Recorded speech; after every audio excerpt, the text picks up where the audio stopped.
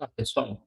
Nas últimas aulas, a gente discutiu um pouco de cinemática rotacional e na aula de hoje, nas próximas, a gente vai discutir um pouco de dinâmica. O que é dinâmica rotacional? É estudar o que gera o movimento de rotação. Então, se a gente fizer um paralelo, quando a gente estudou dinâmica na primeira parte do curso, essa dinâmica era basicamente as leis de Newton, certo? Era a segunda lei de Newton, principalmente, que era F igual a ma. Então, a gente sabe que uma força gera uma aceleração e, portanto, gera um movimento.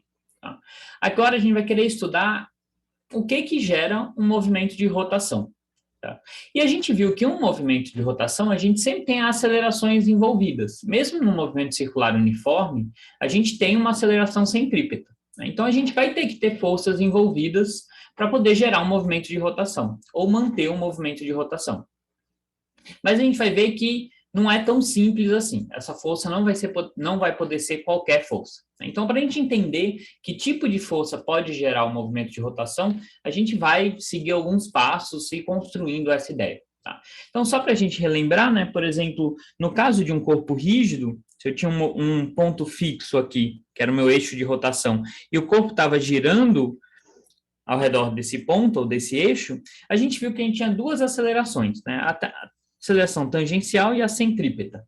Né? A aceleração tangencial era dada pela aceleração angular vezes r, onde r é a distância de um ponto ao eixo de rotação, né? Então, essa aceleração vai mudando de ponto a ponto no corpo, e a gente tinha uma aceleração centrípeta, que era dada por ômega quadrado r. Tá? Então, a gente, né, como eu tenho essas acelerações aqui nesse movimento, com certeza eu tenho que ter uma força atuando aqui. Certo? Então, essa aceleração implica que eu tenho uma força atuando nesse corpo. Mas a gente vai ver que não é qualquer força que pode gerar um movimento de rotação. Então, para a gente ver isso, vamos considerar um exemplo bem simples. Vou imaginar que eu pego aqui um bloquinho que está sobre uma mesa, pode ter atrito ou não. Vamos assumir que tem atrito, para ser mais geral. E aí eu coloco uma alcinha aqui, uma corda, e eu puxo esse bloquinho, tá? Por essa corda aqui. Nesse caso, o bloquinho vai transladar, tá? Então, ele não vai gerar nenhum movimento de rotação. Tá? Então, nesse caso, nesse exemplo aqui, eu tenho sim uma força atuando sobre o meu corpo, mas isso gera uma translação e não uma rotação. Mas, se eu aplicar a mesma força, mas agora um outro ponto do bloquinho, então imagina que eu coloco uma alcinha aqui e penduro uma corda aqui, e eu puxo esse bloquinho, né, eu sei que ele vai gerar esse tipo de movimento, né? Esse lado vai levantar, e, portanto, eu vou estar gerando um movimento de rotação em torno desse eixo aqui, que é esse ponto do bloquinho que está fixo. Tá? Então, a gente viu que a mesma força aplicada em pontos diferentes do corpo podem ou não gerar um movimento de rotação. Tá? Então, o que é essencial aqui, que a gente vai, o primeiro elemento importante é que não só a gente precisa ter uma força para gerar um movimento de rotação, mas essa força tem que estar aplicada em determinados pontos do corpo. Dependendo de onde essa força estiver aplicada, ela pode gerar um movimento, mas que não vai ser um movimento de rotação, vai ser um movimento de translação. Tá bom? Agora, para a gente desenvolver um pouco mais essa ideia, vamos considerar o caso de uma gangorra, certo? Esse vai ser o caso tipo que vai permitir a gente discutir várias propriedades dessa força, né? O que essa força precisa ter para gerar um movimento de rotação. Então, o nosso exemplozinho é bem simples, né? Eu tenho uma gangorra aqui que está apoiada no meio dela, tá? Ela está presa aqui nesse ponto fixo. Então, a gente sabe, se eu colocar um peso aqui, ela vai girar, certo? Em torno desse eixo aqui. Tá? Então, vamos ver o que acontece quando eu aplico diferentes forças nesse sistema. Tá? Então, primeiro, vamos aplicar uma força bem bobinha aqui. Vamos supor que a gente simplesmente puxe a gangorra nessa direção aqui. Tá? Se eu puxar a gangorra nessa direção, eu sei que, no máximo, eu vou arrastar todo o meu sistema, certo? Ou quebrar, né, esse ponto aqui, mas eu não vou gerar um movimento de rotação. Tá?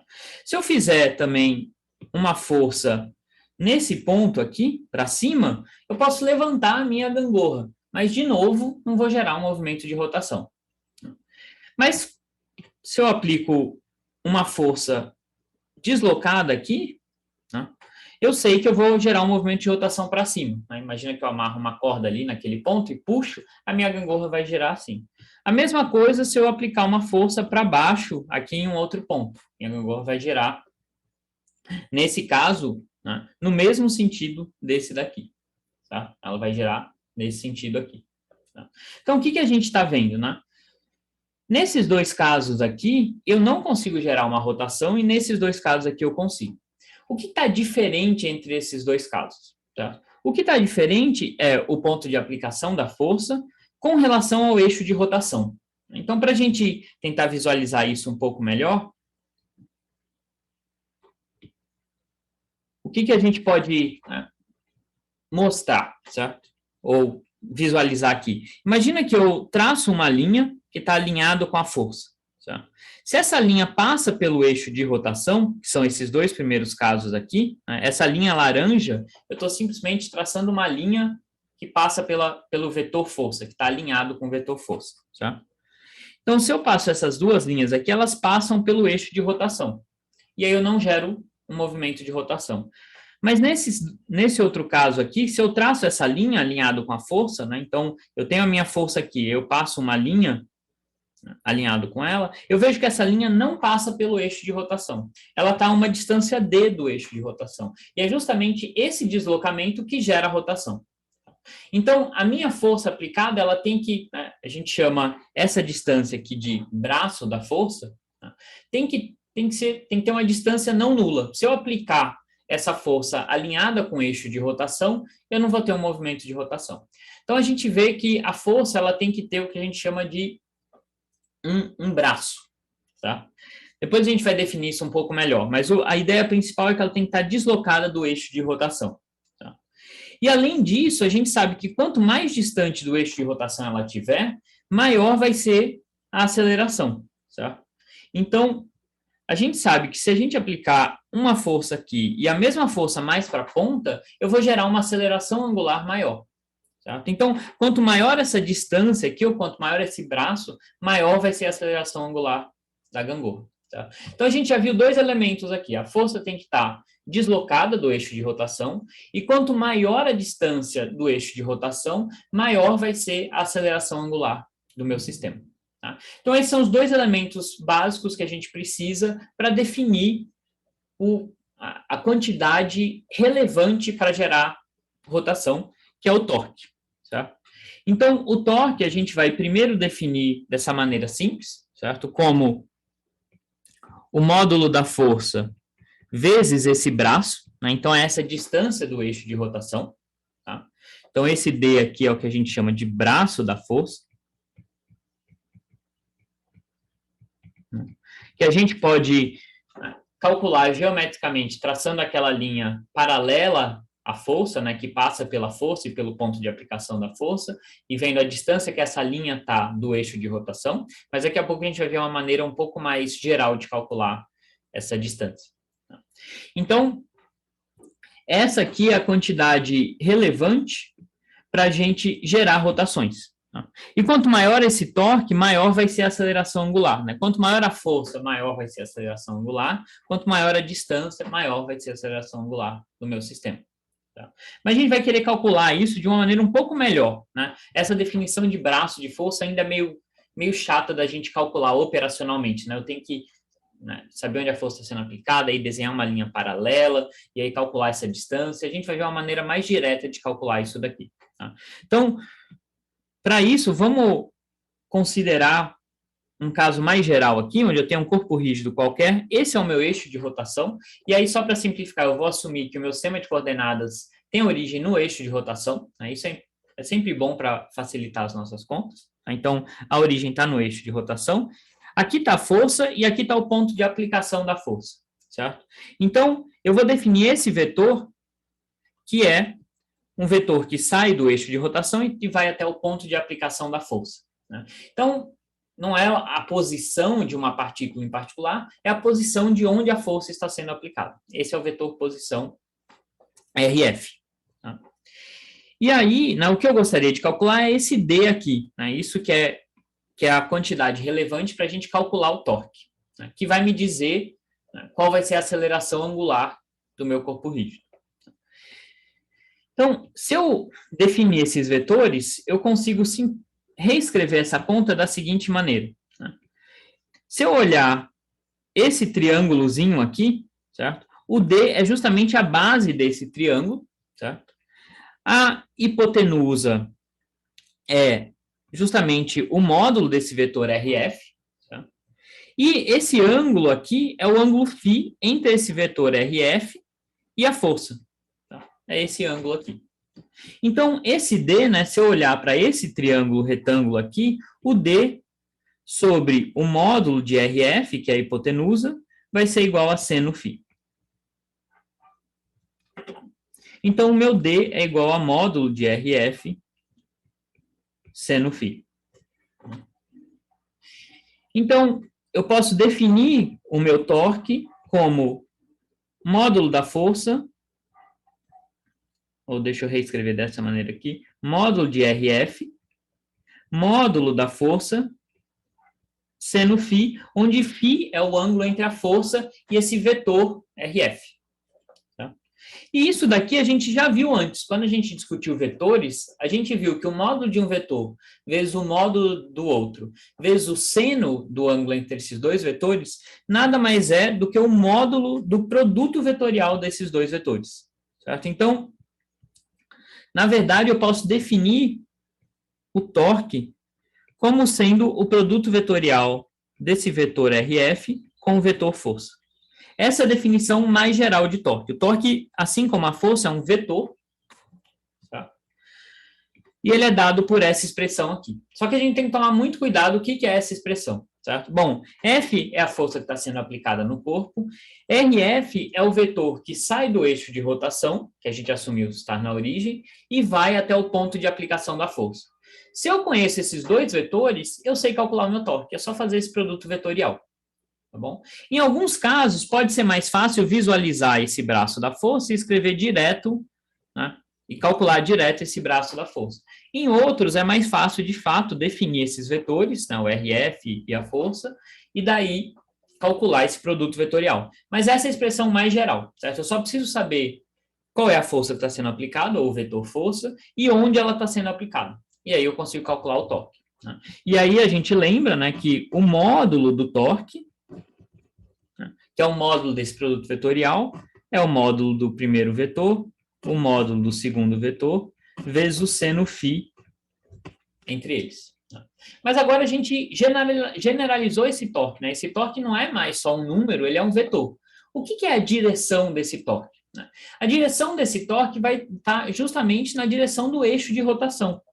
Se a gente lembrar das propriedades do produto vetorial, o produto vetorial me gera um vetor que é perpendicular ao plano gerado por esses dois vetores. Então, se eu olhar para essa figura, imagina que eu tenho o meu vetor RF e o meu F aqui, então agora eu estou olhando em 3 dimensões, né, o meu corpo rígido está no plano XY, né, então aqui eu tenho o vetor RF, aqui eu tenho o vetor F.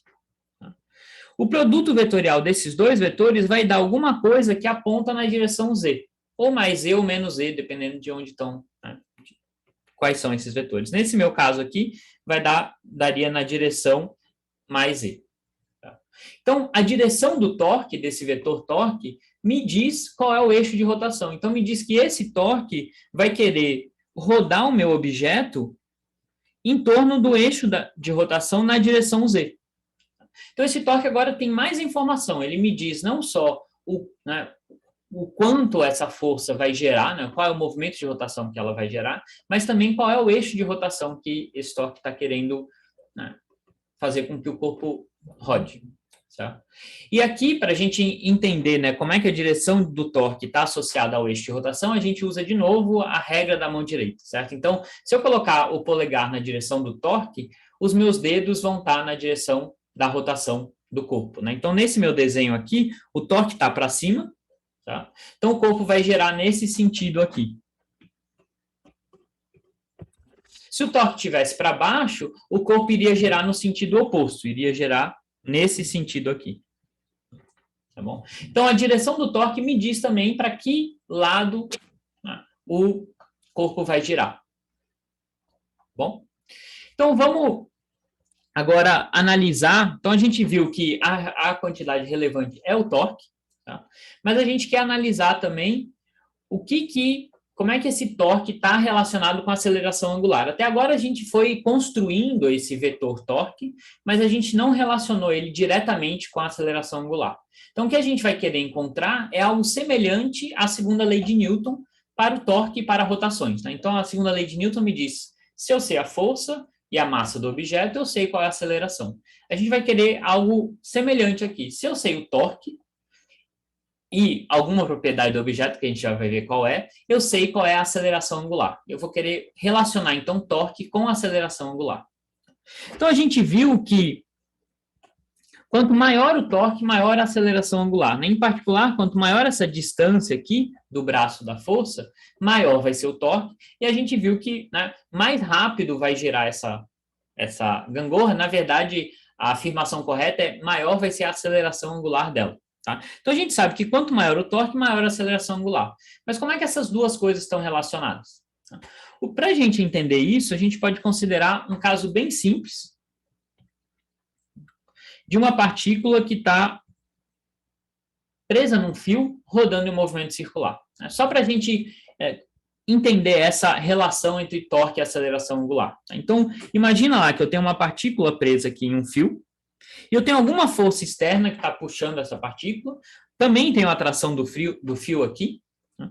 E aí essa partícula está realizando um movimento circular, e esse movimento circular não é uniforme. Como eu tenho essa força aqui, né, ela está acelerando, certo? Então eu tenho uma aceleração angular. Né? Então o que a gente vai tentar fazer é o seguinte, usar F igual a ma. Eu sei quais são as acelerações dessa partícula aqui realizando esse movimento circular. A gente já analisou isso, né? Ela vai ter uma aceleração tangencial em uma centrípeta.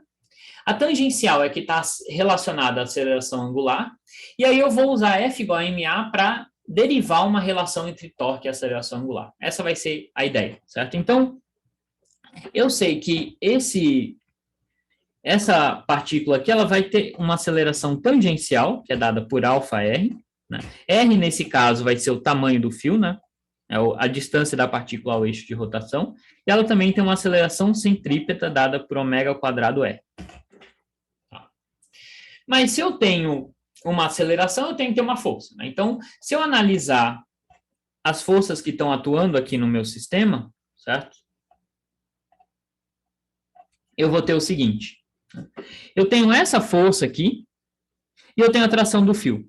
A tração do fio não vai ser relevante para a gente, para essa análise, né? Então, se eu decompor essa força, eu vou decompor em uma componente que é tangencial ao movimento, então que está tangente ao movimento, e uma que é central, que está apontando para a origem. Tá? Então, eu vou decompor a minha força nesses dois pedaços aqui. Analisando essas duas componentes, eu sei que essa força tangencial tem que ser responsável por essa aceleração, e essa força centrípeta, mais atração, tem que ser responsável por essa aceleração aqui. Mas eu vou querer focar na aceleração tangencial, porque é ela que está relacionada com a aceleração angular. Tá bom? Então, vamos lá. Eu sei que essa força tangencial tem que gerar uma aceleração tangencial. Então, tem que ser massa vezes aceleração tangencial, que é massa vezes αr. Mas quem que é essa força tangencial? Tá? Se eu olhar aqui para a minha decomposição de forças, né, essa componente aqui é cosseno de φ, né, se eu olhar para esse ângulo aqui, definir esse ângulo como φ, essa componente vai ser seno de φ. Certo? Então, a minha força tangencial vai ser o módulo da minha força, que eu vou chamar de F, seno de φ, tudo em módulo. Tá?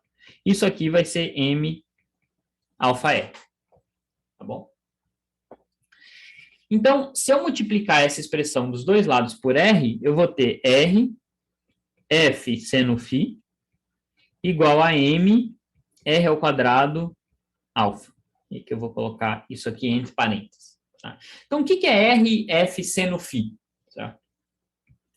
RF seno φ nada mais é do que o módulo do torque. Né? Porque se eu fizer o produto vetorial de RF com F, né, dá para mostrar que o ângulo entre esses dois vetores é justamente φ, Tá? Então, o módulo desse produto vetorial vai ser módulo do RF, que é o Rzão, módulo do F, que é F, seno do ângulo entre os dois, que é seno φ. Então, aqui apareceu o nosso torque. E do lado direito, o que eu tenho? mr² é justamente o momento de inércia dessa partícula. A gente lembra que o momento de inércia é massa da partícula vezes distância do eixo de rotação, que eu estou chamando de R maiúsculo aqui. Né? Então, isso aqui é o momento de inércia vezes a aceleração angular. Então, para esse caso em particular, a gente chega nesse resultado aqui, onde o torque é igual a I∝. Esse é o resultado importante. Mas, na verdade, né, se eu tiver várias partículas, isso também continua sendo válido. Então, eu posso generalizar isso para um corpo rígido. Para um corpo rígido, isso também vai ser válido. Eu vou ter exatamente o mesmo resultado. Tá? Então, esse resultado aqui, apesar de a gente ter derivado ele para o caso simples de uma partícula presa num fio, ela vale para qualquer corpo rígido rodando, certo? Então, em geral, a gente tem a seguinte relação. O vetor torque, agora eu vou generalizar essa relação com a relação vetorial, é igual a I vezes a aceleração angular, o vetor aceleração angular. Lembrando que o vetor aceleração angular, ele aponta na direção do eixo de rotação. Tá? E o torque também. Então, essa definição está consistente. Se eu tiver várias forças atuando no meu sistema,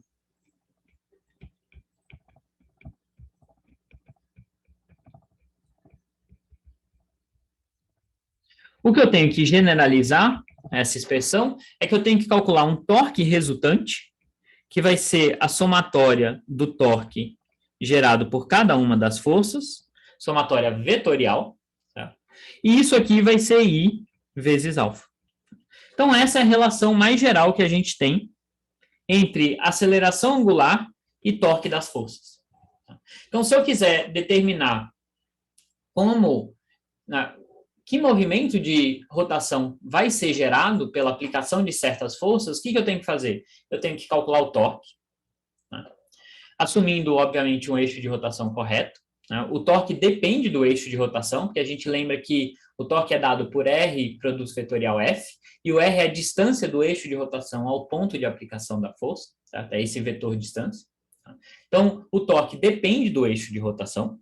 Tá? Então, eu tenho que saber qual é o eixo de rotação para calcular o torque. E aí eu preciso calcular o momento de inércia do corpo, que também a gente viu, também depende do eixo de rotação, então, obviamente, as coisas têm que ser calculadas com o mesmo eixo de rotação.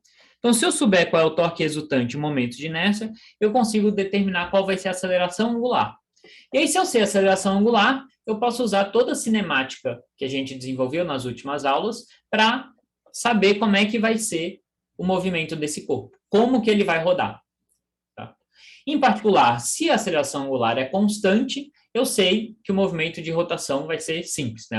Por exemplo, o θ de t vai ser θ0 mais ω0t mais αt² sobre 2.